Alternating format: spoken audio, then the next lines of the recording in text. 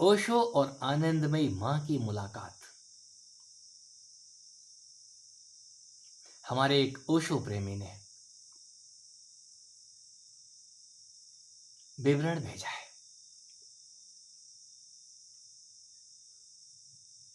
जिज्ञासा है उनकी, क्या उस चेतना के शिखर पे भी दो दिग्गज एक साथ नहीं बैठ सकते? एक साथ हो सकते हैं, बैठ नहीं सकते। कहीं मां आनंदमयी आचार्य रजनीश के डेरे पे उनके प्रेमी जन उनको लेकर के पहुंच गए हैं, और शायद ये देखने के लिए कि देखते हैं दोनों में क्या सत्संग होता है। ये आपस में चेले ही मिलाते हैं। कोई दिग्गज किसी दिग्गज के पास शायद ही कभी गया हो, ये अनायास मुलाकात हो जाए तो बात अलग है। कहीं कबीर और फरीद मिल जा रहे हैं, कहीं आनंदमयी और ओशो आमने सामने हो रहे हैं। उस मुलाकात के दौरान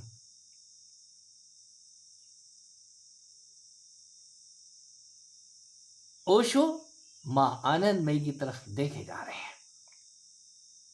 ये मैं उस दृश्य का वर्णन कर रहा हूं जो वहां आमने सामने हुआ है। और आनंदमयी मां अपनी भाव समाधि में डूबती चली जा रही है। क्यों? कोई तो बात है, कोई तो बात है। उनके नाम के आगे आनंद शब्द लगा है। वो सदा ही आनंद में डूबी रहती थी और मैं समर्थन में हूं। ऐसा ही होता है।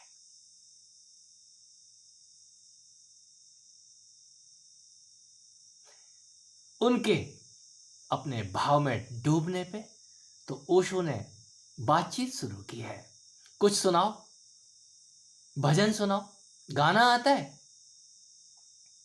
तो वो ज्यों ही भजन एक ही लाइन पूरी नहीं कर पाती हैं, तब तक वो अपने भाव समुद्र में डूब जाती हैं।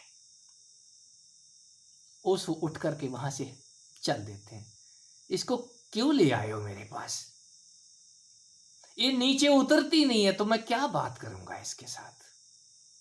ये तो ऊपर ही चढ़ी रहती है। निसंदेह ऐसा ही था। एक बार जिसको उस परम आकाश का आनंद आ जाए, उड़ने का आनंद आ जाए, फिर वो जमीन पे उतरना कहां चाहता है? शरीरगत पीड़ाएं यदि उसको उतार भी ले तो वो ज्यादा देर जमीन पे नहीं रहता। वो पुनः पंख फड़फड़ाता है और मुक्त आकाश में विचरण करता है। कोई तो कारण है, कोई चैतन्य उस ज्ञान को एक तरफ रख देते हैं और उस चेतना का ज्वार चढ़ते ही, हे प्रभु, हे माधव, किधर हो तुम? पागलों के माफिक दौड़ लगाते हैं। कोई नित्यानंद, कोई निताई। ये शब्द अनायास चले आते हैं। क्यों आते हैं? उस चेतना से, उस चैतन्य में डूब जाने के बाद कुछ भी नहीं बचता है, और जो बचता है वो आनंद के अलावा कुछ भी नहीं है।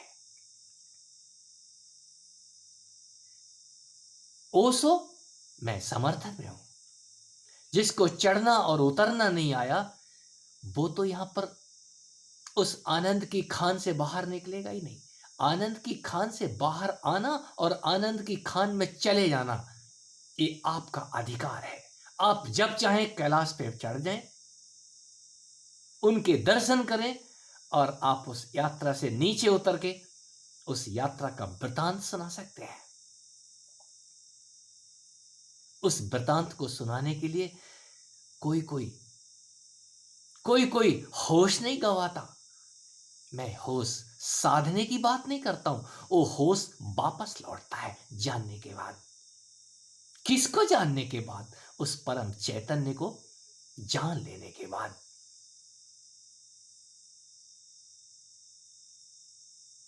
आपका वो चैतन्य का दिया कहीं खोता नहीं है। जिन मित्रों को कौतूहल जगता है, क्या वो सदा एक ही अवस्था में हम नहीं रह सकते हैं? वो आपकी आजादी है। आप चाहे तो वहां बैठे रहें, घंटों नहीं, आप महीनों बिता सकते हैं, जन्म बिता सकते हैं।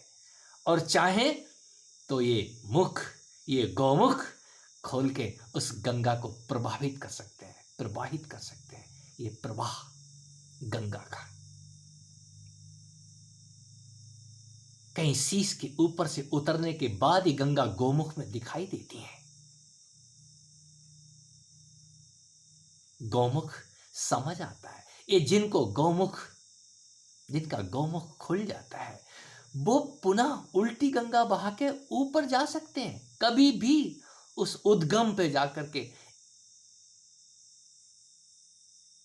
स्नान कर सकते हैं। आपके लिए फिर मनाही नहीं है। ये समस्त द्वार और दरवाजे उस चिति के, उस जगदम्बा के, जिसको मैं सर्वेश्वरी कहूं, सुरेश्वरी कहूं, योगेश्वरी कहूं, मां कहूं, तो कुछ गलत नहीं है। कोई सपूत के लिए सारे द्वार दरवाजे खुले रहते हैं। वो किस द्वार से प्रवेश करेगा और किस द्वार से घूमने निकल जाएगा। कोई कार्तिकेय तुरंत अपना झोली डंडा उठाते हैं और दक्षिण दिशा की तरफ, कर्म की दिशा की तरफ चलते हैं। दक्षिण दिशा ही कर्म की दिशा है। और गणेश वो माँ बाप के पास ही बैठ जाते हैं। मैं कहाँ जाऊंगा, मुझे तो माँ बाप प्यारे हैं, मैं तो इन्हीं की परिक्रमा करूंगा और मैं कर ही क्या सकता हूं। कोई ज्ञान, इस ज्ञान आने के बाद में उसको कुछ करने की जरूरत नहीं है, सब कुछ किया हुआ ही है। रिद्धि और सिद्धि चारों तरफ उसके चक्कर काटती है। कोई तो कारण है। मित्रों, उस चैतन्य के आने के बाद, उस चेतना का स्पर्श पा लेने के बाद आपकी यात्रा शुरू हो जाती है। कोई भी समर्थ गुरु बस उस चैतन्य का दान ही करता है। उस दान को करने के लिए कैसे भी एक मुलाकात काफी है। एक मुलाकात जरूरी है सनम, जिंदा रहने के लिए तेरी कसम। किसको जिंदा रहने के लिए? आपके अंदर वो दिया एक बार भभक उठे, जल उठे, वो दिया ही दिया जाता है। जलता हुआ दिया कोई जिंदा गुरु प्रदान कर देता है, करुणा करके, कृपा करके, और बता देता है उस अबोध दशा में, उस भोलेपन और बालपन की दशा में मेरे समर्थ ने इतना ही बताया था। जब भी तुझे भ्रम पकड़े तो याद रखना, ये तन तू नहीं है, ये भूत तू नहीं है, ये आकाश पानी वायु मिट्टी ये तू नहीं है। ये तुझे स्पर्श दे रहा हूं, ये स्पर्श का कोई रंग और रूप नहीं है, और ये तू है। तो मुझे तो हैरानी हुई थी, ये मैं कैसे हो सकता हूं? आज मैं कह सकता हूं। वो चैतन्य आपको चैतन्य कर देता है, मुर्दे से चैतन्य कर देता है, जिंदा कर देता है। पहली बार आप जिंदा होने का आनंद मना सकते हैं कि मैं पहली बार जिंदा हुआ हूं। क्या चीज है जो मेरे अंदर से, बाकी तो सब मर रहा है, सांस रुक नहीं रही है, आयु रुक नहीं रही है, लेकिन ये तो दिनों दिन वो आनंद बढ़ता चला जाता है। और वो आनंद आपको चारों तरफ से घेरे रहता है, जकड़े रहता है। आप चाहें तो सिर में घुस जाएं, आनंदमयी मां के माफिक वो बाहर निकले ही ना। वो गाने की एक लाइन भी पूरी नहीं हुई, हरे गोविंद करते गए। तो आपके हरे गोविंद कहीं भागे नहीं जा रहे हैं। यदि आपने हरे गोविंद बंद भी कर दिया है तो हरे गोविंद कहीं नहीं जा रहे हैं, आप गुम हो रहे हैं हरे गोविंद के अंदर। वही एक चैतन्य है जहां आप जाते हैं और वापस आते हैं, अपनी ही चेतना में आप डूबते और उतराते हैं। और जो उड़ना सीख जाते हैं, तैरना सीख जाते हैं, वो फिर तैरते नहीं है, हाथ पांव छोड़ देते हैं उस ज्ञान की गंगा में। और वो ज्ञान की गंगा उस शिशु के माफिक उस पानी में उछालती है, स्नेह से दुलारती है, कभी आलिंगन करती है और कभी चूमती है। फिर वो शिशु, वो भोलेपन लिए हुए, वो चेतना आपको सदा ही आनंद देती है। फिर चाहे वो रजनीश के अंदर हो, चाहे आनंदमयी मां के अंदर हो, सिर्फ बाहर से भेद दिखता है। ये बाहर के भेद ही दिखाई देते हैं। ये भेद, यदि ये भेद ना हो तो हमारा लोक व्यवहार गड़बड़ हो जाएगा। राजा और रंक में यदि भेद ना हो तो सब अस्त व्यस्त हो जाएगा। ये जरूरी है।